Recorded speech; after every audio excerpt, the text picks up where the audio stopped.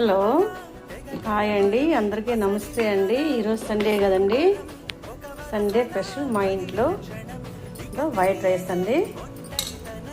Rice తర్వాత బోటీ అండి, మేక బోటీ. ఇది మొన్న జాతర జరిగింది కదండి, ఆ రోజు నేను సరిగ్గా తినలేదండి. పండగలు వస్తే మనకి చేయడానికే సరిపోతుంది, తినడానికి టైం ఉండదండి. మా కోడలు కూడా ఫీల్ అవుతాను నేను తినలేదని. సరే ఈరోజు తిందామని చేస్తానండి. ఇదిగోనండి బోండాలండి. ఈరోజు నాకు తినాలనిపించింది, నేను చేస్తున్నానండి. ఇదిగోనండి